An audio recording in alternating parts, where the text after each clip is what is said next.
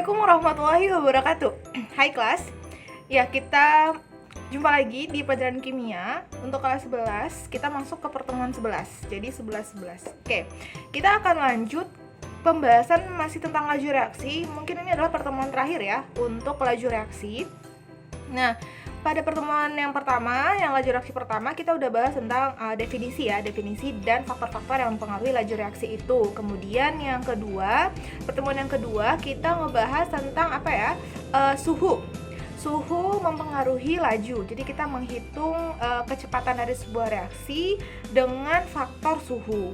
Nah, kalau untuk pertemuan yang terakhir ini, pertemuan yang ketiga ini, kita akan membahas tentang faktor dari laju reaksi, tapi bukan suhu, tapi adalah konsentrasi.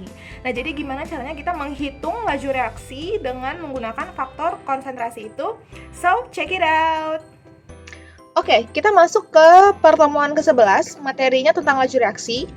Jadi, ini adalah materi terakhir kita untuk laju reaksi di pertemuan ke-11. Berarti pertemuan selanjutnya kita akan masuk ke materi baru. Nah, kita akan bahas apa, Miss, di pertemuan kita yang ke-11 ini? Nah, kita akan bahas tentang perhitungan laju reaksi. Sama seperti pertemuan sebelumnya, bahwa kita akan menghitung ya. Tapi kalau pertemuan sebelumnya itu kita menghitung laju reaksinya itu berdasarkan suhu, dipengaruhi oleh faktor suhu. Nah, tapi kalau pertemuan ini kita akan menghitung laju reaksi yang dipengaruhi oleh konsentrasi. Nah, jadi ada konsentrasinya. Ada beda konsentrasi nantinya yang akan bisa digunakan untuk menghitung laju reaksinya. Gimana, Miss, cara ngitungnya? Oke, kita lihat. Nah, pertama kita flashback dulu. Miss mau review dulu tentang konsentrasi ini. Nah, konsentrasi ini mempengaruhi laju reaksi karena semakin banyak partikel atom, berarti semakin banyak peluang terjadinya tumpukan efektif sehingga terjadi reaksi. Logikanya gini, semakin pekat suatu konsentrasi larutan, nah itu berarti semakin banyak molekul atau partikel atom yang dipunyai. Nah, karena semakin banyak itulah, maka dia akan lebih efektif untuk jadi reaksi. Contohnya lagi seperti ini. Jika misalnya larutan itu larutan gula ya, larutan gula itu semakin manis, maka semakin manis, semakin banyak kan gula yang ditambahkan.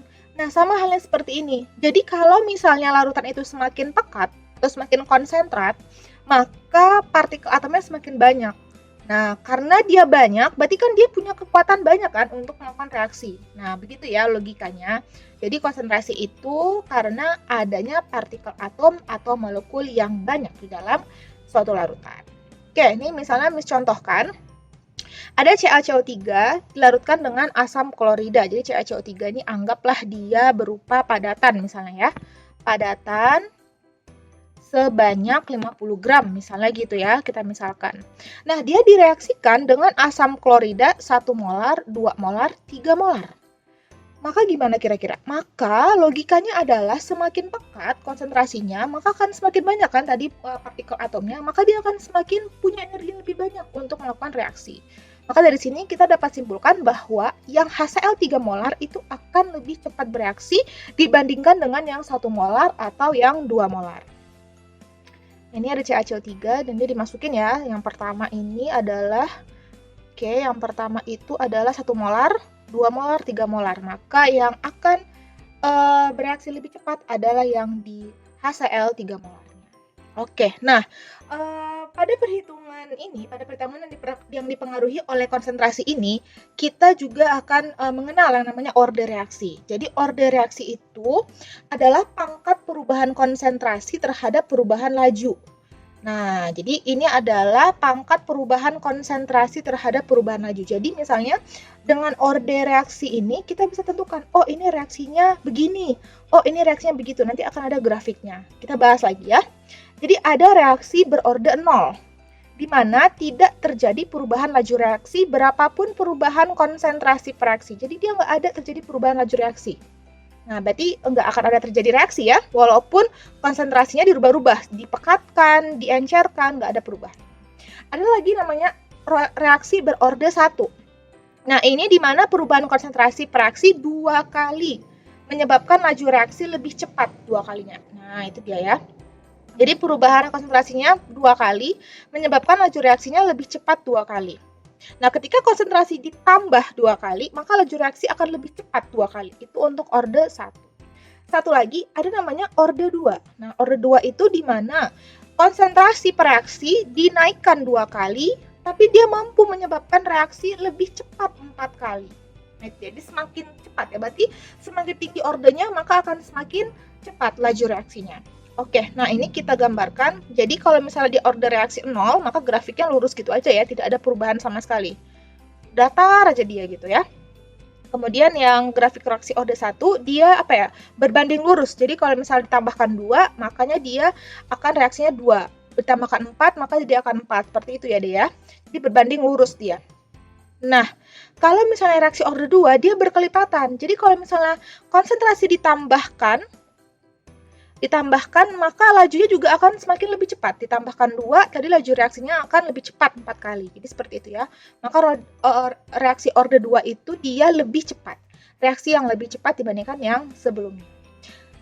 Nah, jadi Miss, gimana cara kita untuk mengetahui ordenya itu? Nah, ini ada namanya rumus ya, rumus laju reaksi. Jadi rumusan laju reaksi akan dipakai untuk menentukan laju reaksi dengan faktor konsentrasi ini adalah V sama dengan K. Ingat ya, tanda seperti ini adalah tanda konsentrasi. Tanda kurung kurawal. Kurung kurawal ini adalah tanda konsentrasi. Jadi V sama dengan K dikali konsentrasi A pangkat M. Nah, pangkatnya inilah yang disebut sebagai ordenya. Kemudian ada konsentrasi B dan pangkat N. Nah, N itu adalah ordenya ya. Jadi di mana K itu tetapan laju reaksi, M itu orde reaksi untuk A, N itu orde reaksi untuk B, dan orde reaksi total. Jadi jika ditotal itu adalah M tambah N. Kita bisa mentotalkan ya, menjumlahkan reaksinya itu sebenarnya 0, 1, atau 2 itu bisa ya. Oke, kita masuk ke contoh soal. Nah, perhatikan. Rumusan laju reaksi tersebut diperoleh dari percobaan. Jadi ada percobaan 4 tuh. Ada percobaan 4, yang pertama ada NO, ada Cl. NO dan Cl2 gitu ya. Nah, di sini dikasih tahu juga kecepatannya. Nah, yang ditanya adalah berapakah kecepatannya ya, kecepatan penggabungannya. Oke, yang ditanya rumusan laju reaksi untuk reaksi tersebut adalah, kan rumusnya ini tuh. Kan sesuai kan dengan yang rumus sebelumnya yang sudah Miss paparkan. V sama dengan K dikali NO pangkat M, Cl2 pangkat M. Nah, sekarang kita harus cari dulu nih ordenya. Ordenya si NO berapa dan orde Cl2-nya berapa. Orde NO kita anggap M, orde Cl2 kita anggap M. Nah, gini cara cepatnya adalah perhatikan. Kalau kita mau cari yang NO, maka kita akan gunakan percobaan 1 dan 3 katanya. Kita akan melihat percobaan 1 dan 3 ini untuk NO. Kenapa ya kira-kira? Nah, jadi gini triknya. Kalau misalnya yang dicari NO, ini kan pasangannya Cl2 nih. Nah, kalau yang dicari NO, carilah Cl2 yang punya konsentrasi sama. Carilah Cl2 yang punya konsentrasi sama. Cl2 yang punya konsentrasi sama ada nih, yaitu 0,1 dan 0,1. Nah, maka kita akan pakai reaksi 1 dan reaksi 3. Ini akan kita pakai untuk mencari NO. Kita lanjut ya ke sini. Nah, maka caranya adalah si NO ini kan dibuat perbandingan nih. Maka konsentrasi NO3 yang di reaksi percobaan ketiga, dan NO di percobaan 1 pangkat M. Nah, gini ya jadinya ya, pangkat M. Sama dengan delta V. Delta V itu adalah V3 dan V1. Kecepatan pada percobaan ketiga dan kecepatan pada percobaan ke-1. Sehingga kita dapatlah nanti nilai M-nya sama dengan 1. Oke, sederhana ya, simple. Selanjutnya kita balik ke Cl2. Kita lanjut ke Cl2. Yang Cl2, percobaan 1 dan 2. Kenapa ya, Miss, kita pakai percobaan 1 dan 2? Oke, harap diingat. Tadi kalau kita mau cari NO, carilah nilai Cl2, nilai konsentrasi Cl2 yang sama. Maka dibalik, kalau kita mau cari Cl2, maka carilah nilai konsentrasi NO yang sama. Nilai konsentrasi NO yang sama itu ada di percobaan 1 dan percobaan 2. Ada percobaan 1 dan percobaan 2. Sehingga nanti kita akan pakai yang ini nih. Nah, jadi seperti itu ya. Kemudian kita masuklah ke dalam penghitungannya. Jadi dibandingkan Cl2 di percobaan kedua dan Cl2 di percobaan ke-1. Dan ada V2 dan V1, karena tadi rumusnya seperti itu ya. Kemudian kita bandingkan dan kita buat pangkat N untuk mencari ordernya, sehingga kita dapatlah order reaksinya sama dengan 2. Maka kalau di total berapa ordernya? Ordernya adalah dia order 3. Total order reaksinya adalah 3, karena 1 tambah 2. Nah, jadi rumusan laju reaksinya adalah V sama dengan K, NO tadi pangkat 1 ya, kita dapat order reaksinya itu 1, Cl2 kita dapat 2. Harga K diperoleh dengan memasukkan salah satu data percobaan. Jadi kita mau cari K nih. Kita mau cari K tapi kita dapat ininya, yang V-nya ini. Maka gimana? Pilih aja salah satu, mau yang mana? Mau yang percobaan 1, 2, 3, 4, bebas. Semua akan menghasilkan nilai K yang sama nantinya.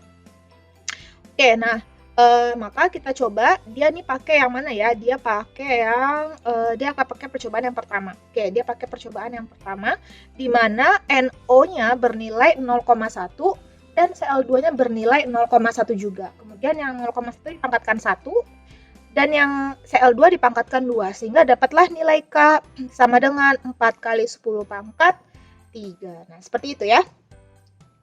Maka laju reaksi pada percobaan 4 itu adalah V 108 meter per sekon gitu.